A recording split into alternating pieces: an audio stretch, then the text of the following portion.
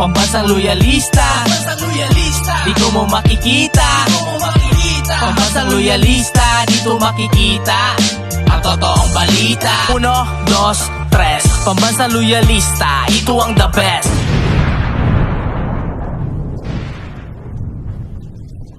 The unveiling of the marker and Mr. Ang to please assist the President.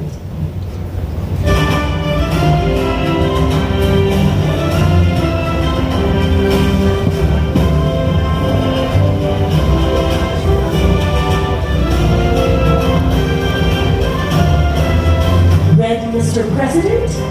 At the count of 3. 1, 2, 3.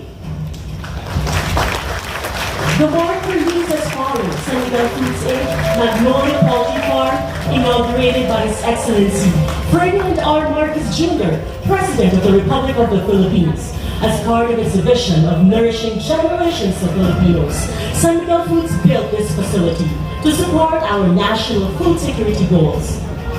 12 October 2023, Hagonoy, Davao del Sur. Thank you, Mr. President. And congratulations to Senator Foods.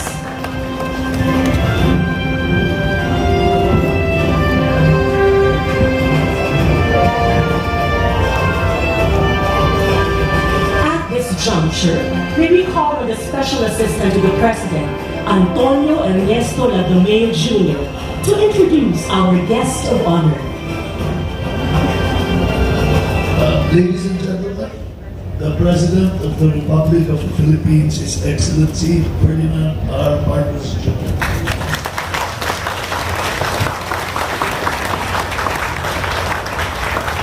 Salamat, Secretary Ramon, for your introduction.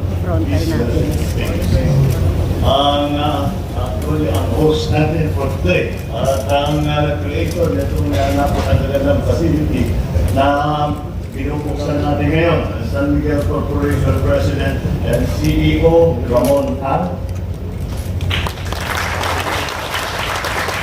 Davao del Sur Governor Ronya Cadas, Anonoy Municipality Mayor, are you also Jess Dureza? Another Jess Dureza, yung kaibigan na yung naman ko. Hindi ko dapat inamin yun.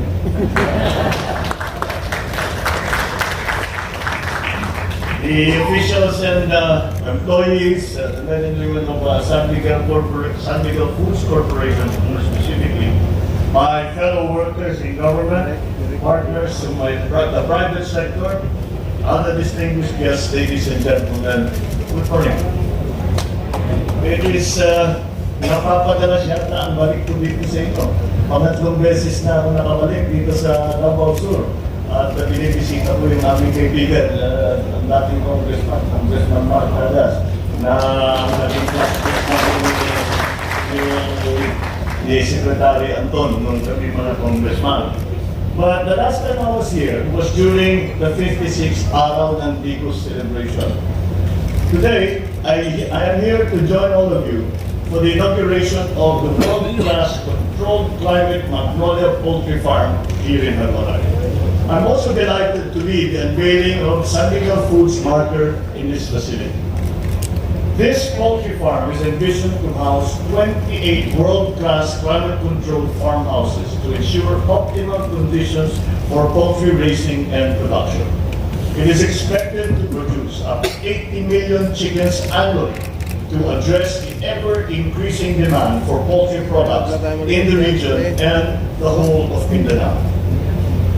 This facility is also expected to provide jobs to more than 1,000 Filipinos and generate multiple opportunities for our MSMEs, our farmers, their families, as well as other sectors in Hagonoy and the nearby area. As I said during my last talk, investments in infrastructure and in the capacity of our people, whether in agriculture, education, health, or transportation, are crucial in driving our nation and our economy forward. Of the sectors I have mentioned, we put a high premium on investments in agriculture, and it is the key to combating hunger and poverty and achieving our goal of food sufficiency and security across the country. That is why I'm pleased that this facility is just the first of the 11 planned provincial locations nationwide under San Miguel Foods Poultry Mega Farm projects. Once realized, this will ensure more stable, sufficient, and cost-competitive supply of chicken, as well as bolster the food and nutritional needs of our people. And that is the very reason why I came all the way here, just to come here to Hagonoy, to see the facility that San Miguel Foods has put up. Because I came here so that we could highlight to other investors around the country and even internationally that there is a way to do this. We have to also explain to our people, we also have to show them that this is the way forward, this is the way of the future. And it is something that is not, sasabihin natin, masyadong mahirap yan, doon sa abroad yan, yung mga malaking lugar. And this goes to show that that's not necessarily the case. You can definitely do anything that they do abroad, anything that we can see that are advantageous to the food supply, we can adopt here and adjust it to the Philippine conditions. But again, that for me is the most important part, is that people realize that this is the way forward. We can no longer depend on the informal production of food in the way that we have depended on for a very, very long time. Because the population density, the geopolitical situation right now is just became a great deal worse. All of these factors come together, and that is why we have pushed very, very hard to make sure that in the Philippines by itself, we are able to feed our people. And we are showing, this facilities such as this are showing the way how to do it. We must industrialize our agriculture. Of course, we do not prevent the backyard growing and pag-aalaga ng baboy, ng manok, at sa bawat bahay, hindi naman kinukompetensya yan. Iba ang merkado nito, iba ang market nito. Dahil ang lalabas dito, hindi dadalhin sa palengke dahil naka-process na, dressed na, frozen na. Kaya yan ang hindi masasagasaan ang mga small producers. At ang napag-usapan namin ni Ramon is that dapat talaga you have to hindi mag-succeed ito kung hindi mo involve ang local community. Sasabihin ng local community, naglagay sila ng malaking planta rito, meron kami naramdaman, meron gumandang buhay namin, nagkaroon kami ng trabaho, meron kami ngayong ginagawa, may natutunan kami, gagawin namin ngayon sa amin. So this is it. You have to, the engagement with the local community is absolutely important because there is a tendency sometimes, pag pinag-uusapan natin ang food supply and food security, nakakalimutan natin yung mga farmers, yung mga broiler producers, kailangan maganda rin ang kanilang hanap buhay. Hindi sapat, nasasabihin natin, we have enough supply. At saka mura, napakamura ng pagkain sa Pilipinas, walang kita yung farmer, walang kita yung producer. Hindi naman maaari yan. Dahil ginagawa natin ito para magkaroon ng hanap buhay ang ating mga masarap. And the schemes that the San Miguel Foods has put into place for you to share, eventually also bring in as partners down the road, bring in as partners more of the local community, especially the cooperatives, the farmers associations, bring them all together so that they can partake of the advantages of such a plan economically. For the national government, it is important because this is the way forward, this is the way that we will have, this is what we will have to do to industrialize our agricultural sector so that we are able to provide sufficient food for our people at the price that they can afford and allowing the producers, the farmers, those who nag-aalaga ng baboy, nag-aalaga ng manok, ay meron din silang pagkikitaan. So that is the balance that we are trying to achieve. This kind of facility goes a long way in achieving that. So I thank, of course, the San Miguel, led by Mr. Ramon, for continuing to expand its operations in the country, for answering the call for investments in our agricultural sector. You have become a reliable partner of the government to your investments in food, in beverages, infrastructure, and other sectors, which align perfectly with this administration's socio-economic agenda. Thank you as well for investing here in Mindanao. Speaking of which, nung nakikinig ako sa'yo, sabi mo gusto mong iniisip mong magbigay sa Maguindanao. Palagay ko, hindi ko naman palagay ko magandang maglagay ka kung hindi Maguindanao pero Barn Province. Para matulungan natin yung Barn Government, para merong hanap buhay doon, para meron silang fixed income.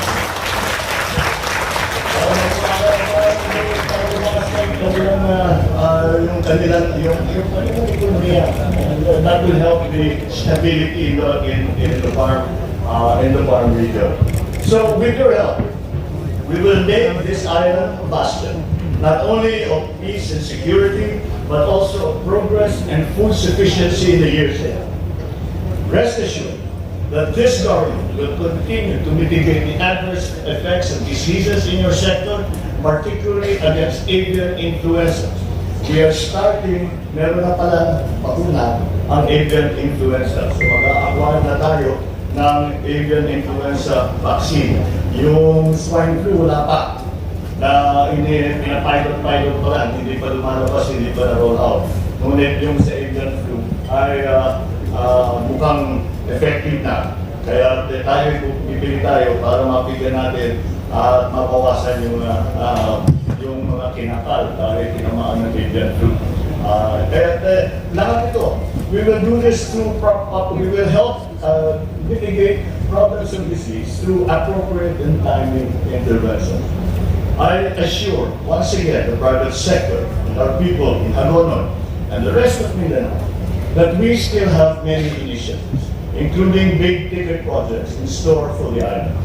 We are currently addressing the imminent threat of the Panama disease affecting our plantations here by conducting information dissemination on technologies and measures to control their spread. We are likewise assisting farmers by addressing the need for additional interventions on farm inputs and machinery, and of course, irrigation. We are also one with the people in the call for the preservation and conservation of nearby Mount Apo, as we vie for its inclusion in the United Nations Educational, Scientific, and Cultural Organization's list of World Heritage Sites. And lastly, but not least, the Mindanao Railway Project. We are working on phase 1 of the Tagum-Davao-Digos segment of this ambitious endeavor to jumpstart interconnectivity in Mindanao. Moving forward, rest assured that the government will continue to pursue infrastructure projects and other endeavors that will sustain the socio-economic growth of the entire island of Mindanao, and with that, the rest of the country. Thank you. And I hope that we will all continue to work together to build a more prosperous and progressive Philippines, a Philippines that Filipinos deserve. Mabuhay kayong lahat. Magandang umaga po sa inyo. Thank you, Mr. President. At this point, may we request the President to kindly grant us a photo opportunity. First, may we call on stage officers from San Miguel Corporation and San Miguel Foods.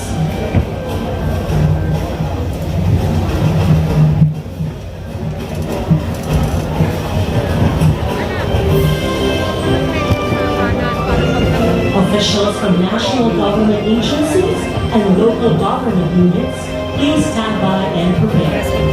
Tayo sa kanan daw.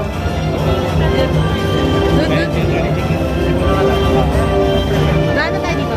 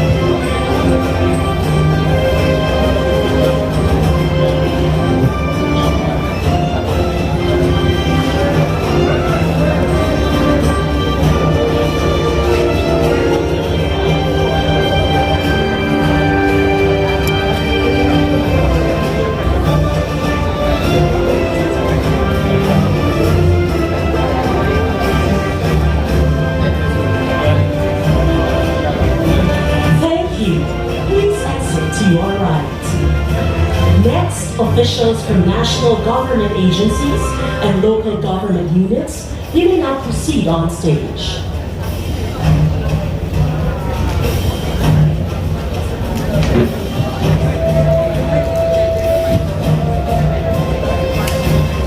Business partners of the San Miguel Foods Inc., please stand by and prepare.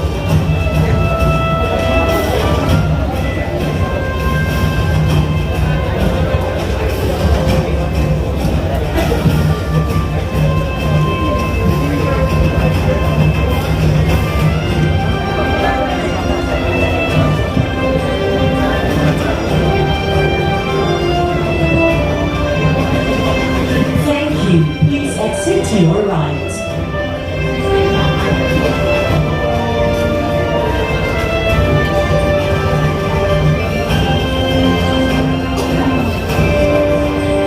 Next, business partners of San Miguel Foods Inc., you may now proceed on stage.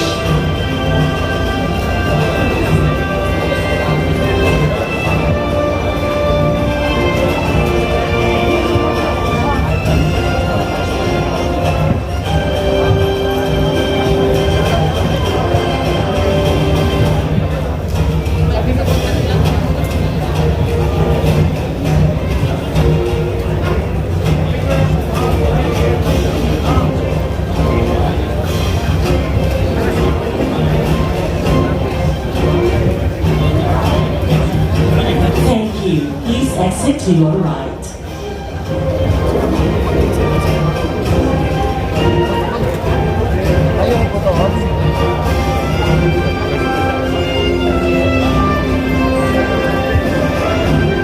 Next, may we request the President, together with the rest of the party, to please proceed downstage and grant us a group photo with all of our attendees.